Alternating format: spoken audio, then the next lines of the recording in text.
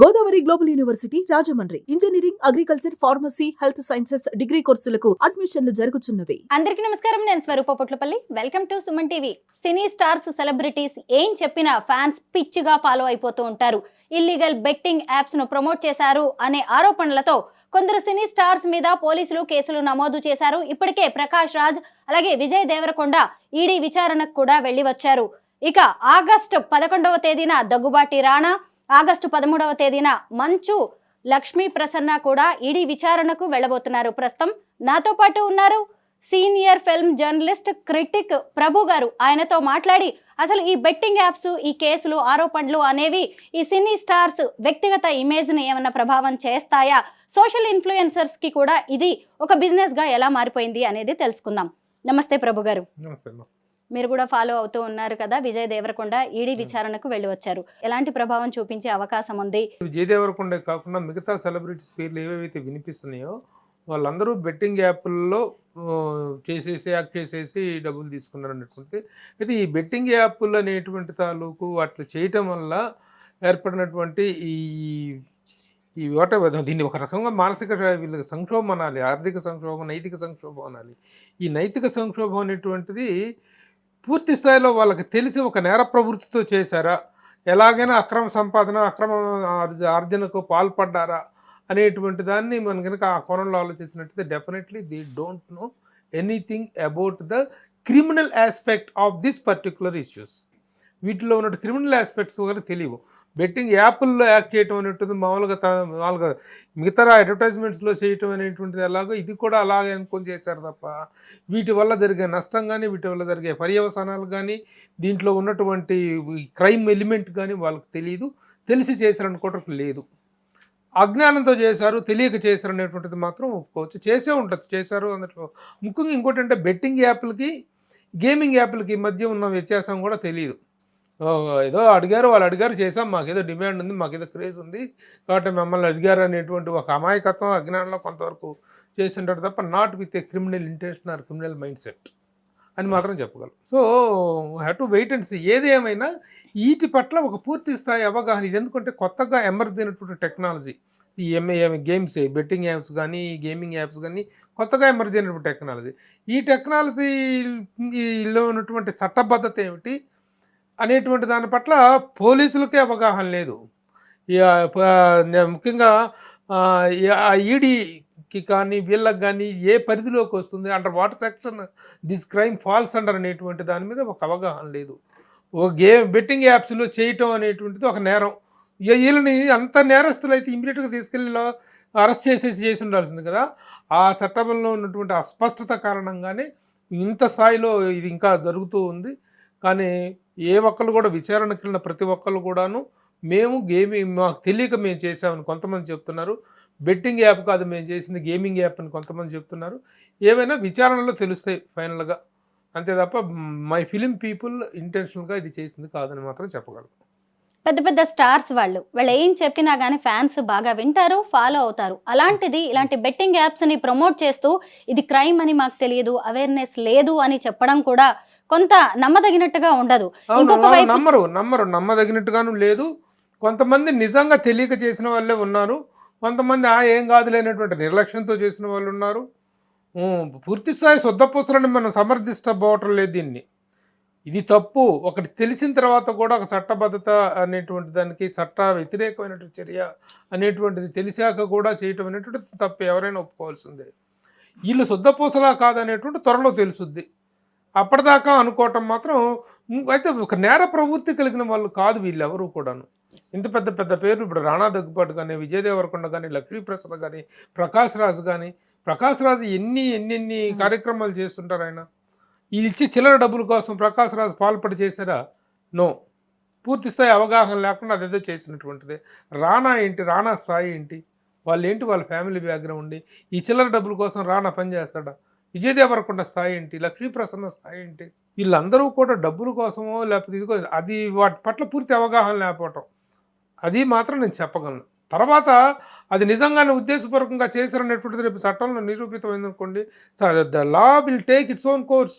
You don't leave anybody. ఇప్పుడు దీంట్లో పోనీ అలాగే ఇంకా మిగతా ఇన్ఫ్లుయెన్సర్స్ కానీ వీళ్ళలో కొంతమందికి పాపం అవగాహన లేక కొంత ఆశపడి చేసి ఉండొచ్చు. వాళ్ళ సంపాదనలు కానీ వాళ్ళ ఇది కానీ మీదకి తక్కువగా ఉంటాయి కాబట్టి వాళ్ళు చేసి ఉండొచ్చు. వీళ్ళందరూ డబ్బుల కోసం కక్కుర్తిపడి చేసిన పనులు మాత్రం కాదు. ఇప్పటికే ఈడీ విచారణకు వెళ్ళొచ్చిన ఉమ్. విజయ్ దేవరకొండ నేను ప్రమోట్ చేసింది బెట్టింగ్ యాప్స్ కాదు గేమింగ్ యాప్స్ అని ఆయన చాలా స్పష్టంగా చెప్తున్నారు. బల్లగుద్ది మరి వాదిస్తూ ఉన్నారు. ఈడీ విచారణలో కూడా అదే చెప్పినట్టుగా తెలుస్తుంది. ఇంకొక వైపు చూసినప్పుడు ప్రకాష్ రాజ్ గారు కూడా అదే చెప్పారు. నేను ఫస్ట్ అయితే బెట్టింగ్ యాప్స్ ని ప్రమోట్ చేశాను, కానీ మనసు అంగీకరించగా వాళ్ళు ఇచ్చిన రెమ్యునరేషన్ ని కూడా నేను వెనక్కి ఇచ్చేసాను. అది పైగా చాలా కాలం క్రితం అని అంటున్నారు. అది కూడా వాళ్ళు కూడా అలా చెప్పాల్సిన అవసరం ఉంది కాబట్టి ప్రజలకి వాళ్ళు కన్వే చేస్తున్నారు. ఇంకొక వైపు రానా ఏం చెప్తారు, మంచులక్ష్మి ఏం చెప్తారు ఈడీ విచారణలో అనేది కూడా ఇంట్రెస్టింగ్ గా మారింది. అవును, డెఫినెట్గా వాళ్ళు ఎలాంటి స్టేట్మెంట్ ఇస్తారు, నిజంగా ఉద్దేశపూర్వకంగా చేశారా, వాళ్ళు కూడా మేము గేమింగ్ యాప్ అనుకునే చేసాము, బెట్టింగ్ యాప్ అనుకోలేదు కాబట్టి మేము చేసింది కూడా అదే, అది కాదు అంటే ఏది గేమింగ్ యాప్ ఏది బెట్టింగ్ యాప్ అనేటువంటిది ఈ వీడియో విచారణలో అర్థము మొహము ఉంది ఎదురుగా, తేల్చిపడేయటానికి ఎంత ఇది పట్టదు. ఆ విషయం కూడా పోలీసులు కూడాను నాంచకుండా ఇమీడియట్గా అది ఏ గ్యాప్, వీళ్ళు ఏ విధంగా శిక్షార్హులు ఏ విధంగా కాదు అనేటువంటి విషయం స్పష్టం చేయాల్సినటువంటి అవసరం ఉంది. ఇప్పుడు వీళ్ళు ఆడిన గేమ్స్ ఏంటో, వీళ్ళు చేసినటువంటి డబ్బులు తీసుకొని వీళ్ళు చేసినటువంటిది ఏ యాప్స్కి పనిచేశారు అనేటువంటిది తెలుసుకోవటం అనేటిది మీడియాకు కూడా పెద్ద పని ఏం కాదు. అది ఎంత ఫాస్ట్గా ఈ రోజున అనుకుంటే రేపటి రోజున తేల్చేయచ్చు దాన్ని. వాళ్ళు ఏ యాప్లో ఉన్నారు, అది గేమింగ్ యాపా బెట్టింగ్ యాపా, ఇక్కడికి వచ్చి మీడియా ముందుకు వచ్చి చెప్పినంత మాత్రాన ఏమి బుక్కాయించినంత మాత్రాన ఏం కాదు. అది నిజంగా గేమింగ్ యాప్ అయితే మొహాన్ని చూపించవచ్చు కదా, బెట్టింగ్ యాప్ అయితే. కాబట్టి చూద్దాం, ఇంకా దీని పట్ల పూర్తి స్థాయి అవగాహన లేదు కాబట్టి ఆ త్వరలో మీడియా కూడాను ఈ విషయంగా ఎవరెవరు బెట్టింగ్ యాప్లో చేశారు, ఎవరెవరు గేమింగ్ యాప్లో చేశారు, that will also come out. ఎందుకంటే కొత్తగా ఈ ఆన్సర్ని ఎక్స్పెక్ట్ చేయలేదు. బెట్టింగ్ యాప్కి గేమింగ్ యాప్కి మధ్య వ్యత్యాసం అనేటువంటిది పూర్తి స్థాయిలో అటు వాళ్ళకి తెలీదు. అది ఏ స్థాయిలో డబ్బు తీసుకొని చేశారు, ఎలా చేశారు, what is the difference between the gaming app and the betting app అనేటువంటిది also we have to find out. Cine celebrities ని ఫ్యాన్స్ అనేవాళ్ళు ఐకాన్స్ లా చూస్తారు అనేది తెలంగాణ ప్రభుత్వానికి బాగా తెలుసు. అందుకే ఈ మధ్య కొన్ని క్యాంపెయిన్స్ లో ఈ సినీ స్టార్స్ ని ఒక పార్ట్నర్స్ గా చేస్తూ ఉన్నారు. ఈ మధ్య జరిగిన డ్రగ్స్ క్యాంపెయిన్ లో కూడా ఇదే విజయ్ దేవరకొండ, రామ్ చరణ్ లాంటి వాళ్ళని కూడా సీఎం రేవంత్ రెడ్డి చక్కగా వేదిక మీదకి తీసుకొచ్చేసి వాళ్ళతో కొన్ని మంచి మాటలు కూడా చెప్పించారు.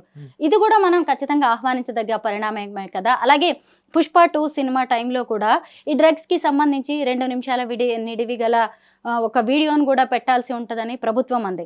ఇలాంటివి ఇంకేమైనా చేస్తే అవేర్నెస్ వచ్చే అవకాశం ఉందంటారా? Awareness from the film people, film stars అనేటువంటిది ముఖ్యంగా ఎవరు పడితే సినిమా వాళ్ళందరూ మెసేజ్లు ఇచ్చేస్తే ఎవరు చూడరు. మళ్ళీ అక్కడ ఇన్ఫ్లుయెన్స్ చేయగలిగినటువంటి స్టార్డమ్ ఉన్న వాళ్ళు, అలాంటి చరిష్మా ఉన్న వాళ్ళు చేస్తే చూస్తారు తప్ప కొత్త వాళ్ళందరూ వచ్చేసి తెర మీదకి వచ్చేసి ఒక పావు గంట మేము ఉపన్యాసం ఇస్తామంటే ఎవరు చూడరు.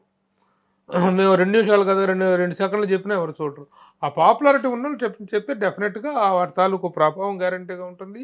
వారి తాలూకు ఇన్ఫ్లుయెన్స్ అయ్యేటువంటి వాళ్ళు ఉంటారు, ముఖ్యంగా ఫ్యాన్స్ అనేటి వాళ్ళు ఇన్ఫ్లుయెన్స్ అవుతారు. కాబట్టి అది రేవంత్ రెడ్డి గారు సీఎం గారు అడిగారు. అయితే అది ప్రతి సినిమా విషయంలో సాధ్యపడలేదు. దానికి ఒక కార్యాచరణ రూపొందించుకోవాలి. ఏ సినిమాకు వీళ్ళ దగ్గర నుంచి ఒక సినిమా, ప్రతి సినిమాకి ఆయా సినిమా వాళ్ళు చెప్పాలి అనేది. ఏది మన సినిమాకు ముందు కనుక cigarette smoking is injurious to health అనేటువంటి ఒక యాడ్ ఎలా వస్తుందో అలాంటి ఒక ఇదిని డ్రగ్స్ మీద వాటి మీద కూడా చెయ్యాలి అనేటువంటి సీఎం రేవంత్ రెడ్డి గారు చెప్పినటువంటి మాట. అది ప్రతి సినిమాకు వీళ్ళు చేస్తారా లేదా అనేటువంటిది ఇంకా ఇంప్లిమెంట్ అవ్వలేదు. దాని తాలూకు సీరియస్నెస్ ఏంటనేటువంటిది అటు ప్రభుత్వం వైపు నుంచి లేదు, ఇటు ఇండస్ట్రీ వైపు నుంచి లేదు. How serious it can be implemented అనేటువంటిది we have to wait and see.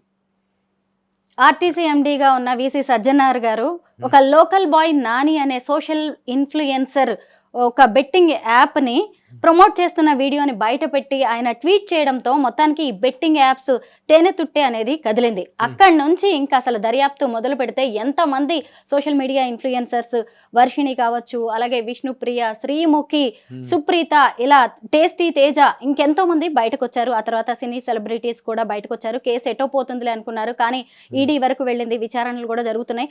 ఒక రకంగా ఇది మంచిదేనని చెప్పాలి. ఎందుకు అంటే తెలియకుండా ఇంకొంతమంది ఇంకెన్నో కూడా ప్రమోట్ చేస్తూ పోయేవారు. బయటకు రావటం కానీ ఏ విధంగా బయటకు వచ్చినప్పటికీ సజ్జనార్ గారు చేసినటువంటి ఎంక్వైరీలో అది బయటికి రావటం అనేది జరిగింది. ఇంకా ముందు ఎవరు ఏ సినిమా వాళ్ళు కూడా మేము పలానా యాప్లో తెలియకుండా చేసాము, అమాయకంగా చేసామని చెప్పడానికి అవకాశం లేకుండా ఈ దర్యాప్తు అనేటువంటిది సమగ్రంగా జరగాలి, సమూలంగా జరగాలి. నిజంగా దోషులైనటువంటి వాళ్ళు ఉన్నట్లయితే వాళ్ళకు కూడా అవేర్నెస్ లేక చేశారు కాబట్టి ఒక హెచ్చరిక ఇచ్చి వదిలేయాలి. నిజంగా అంతకంటే తీవ్రమైన స్థాయిలో ఇన్వాల్వ్ అయిన వాళ్ళని చట్ట ప్రకారం శిక్షించాలి. ఏదేమైనా ఈ బెట్టింగ్ యాప్లు అనేటువంటి, ఎందుకంటే కొన్ని పర్టికులర్ సీజన్స్లో మాత్రం ఈ బెట్టింగ్ యాప్లు అనేటువంటి వాటికి విపరీతమైనటువంటి ఇది వస్తుంది. ముఖ్యంగా క్రికెట్ టైంలో ప్రతి ఒక్కళ్ళు ఇది సెల్ ఫోన్స్లో చూస్తూ ఉంటారు కాబట్టి ఆ చూసిన వాళ్ళందరూ టెంప్ట్ అయిపోవటం, వీటిలో ఆ ఉచ్చులోకి లాగటం కూడా చాలా దారుణంగా ఉంటుంది.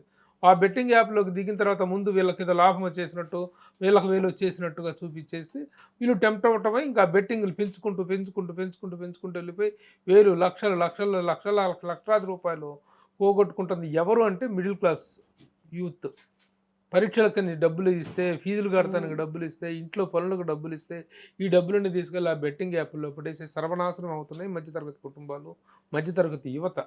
కాబట్టి దీంతో ఒక మంచిగా జరిగింది. ఇది ఒక శుభ పరిణామనే మనం అనుకోవచ్చు. బెట్టింగ్ యాప్స్ ప్రమోషన్ అలాగే సినీ సెలబ్రిటీస్ మీద దాని ప్రభావం అనే దాని గురించి చాలా చక్కగా వివరించారు. థ్యాంక్ యూ సో మచ్ ప్రభు గారు. సుమన్ టీవీలో మీ పర్సనల్ అండ్ బిజినెస్ ప్రమోషన్స్ కోసం కింది నెంబర్కి కాంటాక్ట్ చేయండి.